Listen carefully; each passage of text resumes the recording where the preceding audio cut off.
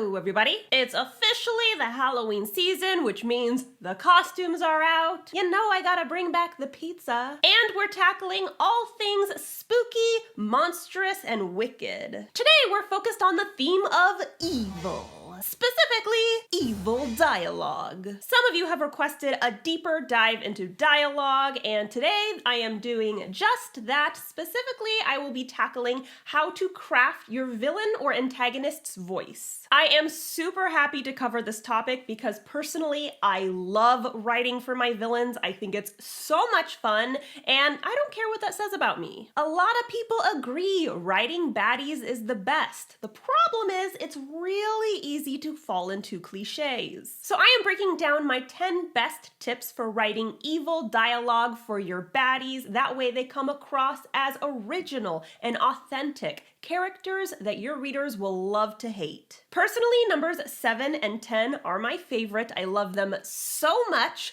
Comment below and let me know which ones are your favorites.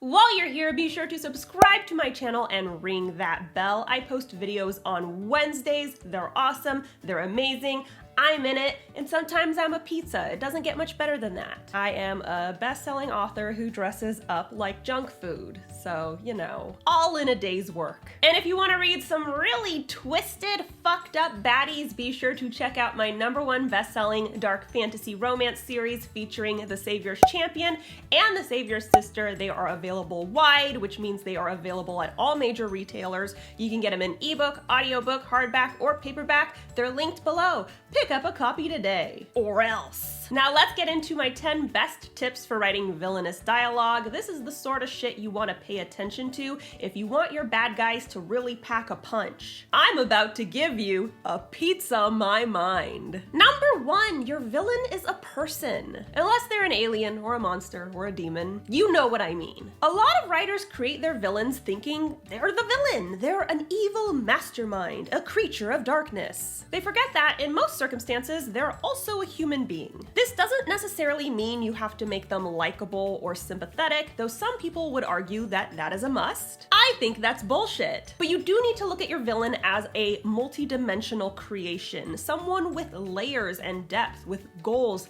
strengths, and insecurities. This step on its own could be its own video. In fact, I have made several videos about this. The point is, understanding the depth of your villain is going to translate directly into their dialogue. It's gonna make you more aware of lines of dialogue that maybe seem like a cool thing for a villain to say, but don't really match your particular villain's character. And if that's the case, wonderful! Delete it. You want to develop this level of awareness. It'll make it much easier for you to craft your antagonist's dialogue. Number 2, don't emulate your favorites. I cannot stress this enough. We all have our favorites, and many writers get into this gig specifically to emulate their favorites. This is not the time to do it. Emulating your favorite villains is the quickest way to create one-dimensional, hackneyed characters. And this is nowhere more obvious than when it comes to evil dialogue. We see the same tired catchphrases, threats, and jabs over and over again because people keep trying to duplicate what's already been done. It's fine to take inspiration from another source, but make it your own. Focus on creating your own character with their own unique, albeit duplicitous, goals. Your favorites are your favorite for a reason. They were special and distinctive. They charted new ground. Everyone's already copying them, so instead of doing that, write dialogue that is worth copying. Which brings us to number 3, beware of cliches. Bow before me, foolish mortal, and now I take over the world. Come out, wherever you are. Does any of this sound familiar? This comes back to emulating your favorites. A lot of the same villain jargon gets recycled, which in turn leads to a bunch of very tired bad guys. Tired as in boring, not tired as in they are physically tired because they are not real and do not experience actual emotions. We've already heard these lines ad nauseum, so you might as well come up with something new. The key is to first create that multidimensional character we've already talked about, and then tap into them and their mindset. You know this character better than anyone else. You should be able to craft their dialogue in a realistic way. And if you've done your due diligence in fleshing them out, their dialogue should be anything but cliche. Cliches are what people fall back on when they don't have creativity on their side. With villains in particular, you need to be hyper aware of whether or not you're tiptoeing into this territory, because it could completely ruin their sinister effect. Number 4, maniacal laughter is reserved for the maniacal. Friendly reminder that just because they're a villain doesn't mean they're crazy. This is a note that comes from my years of critiquing back in the day. I said back in the day, for all the people still soliciting me for critiques. I don't do that shit anymore. A lot of writers want to include a maniacal laughter moment, and that makes sense if the character's maniacal. And I mean, to be honest, I know actual people who experience mania, and I've never heard them laugh like that. This is not something you should include on a whim just because the character's a villain. It also sends a really uncomfortable message. In order to be evil, one must be a maniac. So before you write your villain standing in the middle of a lightning storm shouting, "Mwahahahaha,"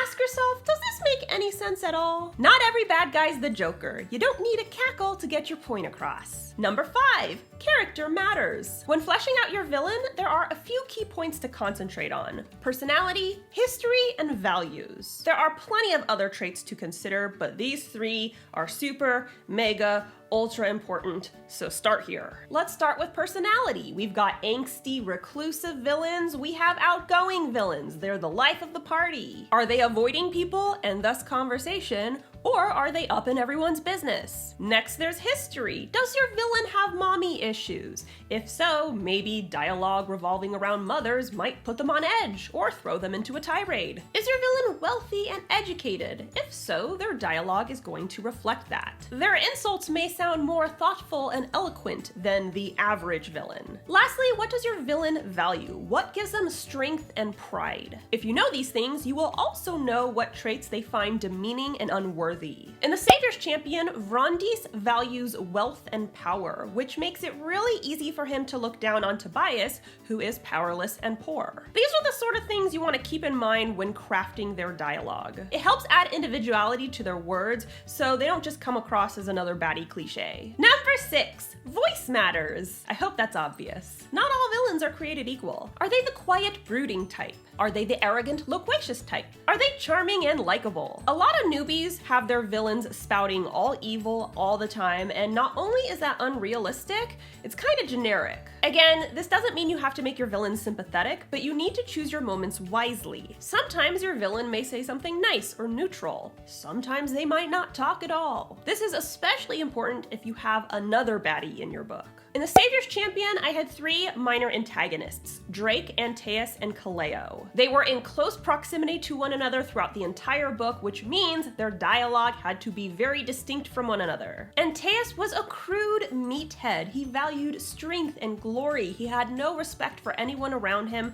and when he opened his mouth, it was usually to say something offensive or stupid. Drake, on the other hand, rarely spoke at all. He intimidated people with his presence. I think he might have only had maybe 3 lines in the book. And Kaleo was a showboater. He was constantly looking for attention. He cracked jokes. He told stories. These are 3 equally heinous people with completely different backgrounds, completely different personalities, and thus completely different voices. Number 7, motivation matters. This is so incredibly important when writing your villain's dialogue. Yes, they are the bad guy. Yes, they are thwarting your protagonist's plan. But what is their motivation? Sometimes their motivation is the protagonist. They hate them so much and just want to defeat them. But a lot of times it's not. Maybe their motivation is personal gain. Maybe they want to colonize or claim the crown or get the girl. Maybe they're wrapped up in their plans and goals. Maybe they think they're the good guy in this situation. All of this is going to directly translate into their dialogue.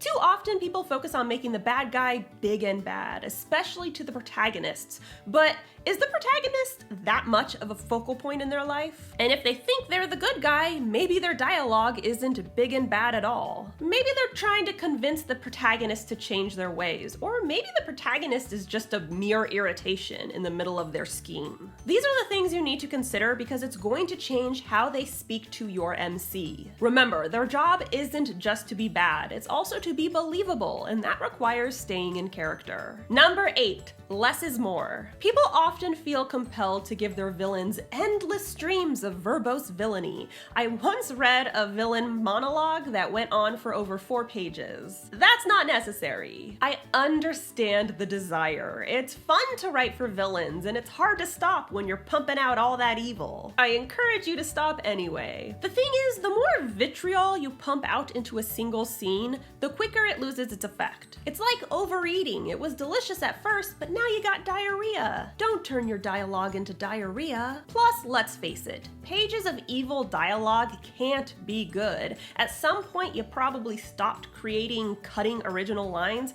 and started to fall back on cliches. Instead of having your baddie spout off for hours, choose the most vital lines. The ones that really matter, or the ones that are most creative and effective, and stick with those. I wouldn't recommend an evil rant lasting for longer than a paragraph or 2. Number 9.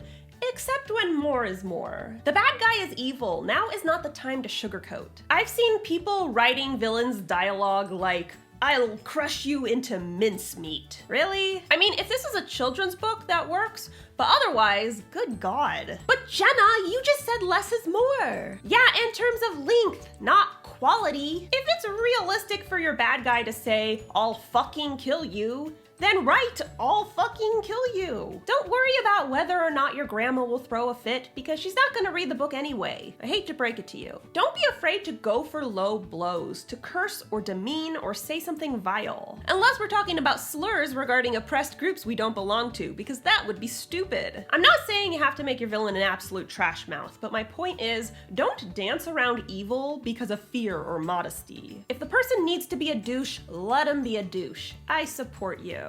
And number 10, cut deep when it counts. We've already covered this a few times, but in case you forgot, not everything your villain says needs to be a sick burn. However, there will probably be a time or two when your villain dishes out a dig that burns straight through your protagonist's soul. And if you want to achieve this, you need to think about 2 things. What does your villain look down upon? And more importantly, what would cut to the core of your hero? You need to find some kind of overlap between these 2 factors. Knowing what your villain looks down upon or despises is necessary for believability. When people insult other people, they typically go for what they personally feel is trash or unworthy. And you need to know what would hurt your hero, because otherwise the insult's not gonna have that much of an impact on them, and in turn, it won't have that much of an impact on the readers. Find a way to connect these 2 facets and you will concoct the sickest burn ever. You'll be able to create your own juicy line of dialogue that readers will be quoting for years to come. Just be sure to let them know you got it from me. You're welcome. So that's all I got for you today. You guys know that I love talking about dialogue in all forms, so if you've got another type of dialogue that you'd like me to cover, comment it below and you might see it in an upcoming video. Don't forget to subscribe to my channel. I post new videos on Wednesdays, and if you want to be alerted as soon as I upload, ring that bell. If you like your books filled with villains and thus lots of villainous dialogue, check out The Savior's Champion and The Savior's Sister. They are out right now at all major retailers. You can get them in ebook, audiobook, hardback, and paperback. Do it right now. I said so. It's linked below. Yeah.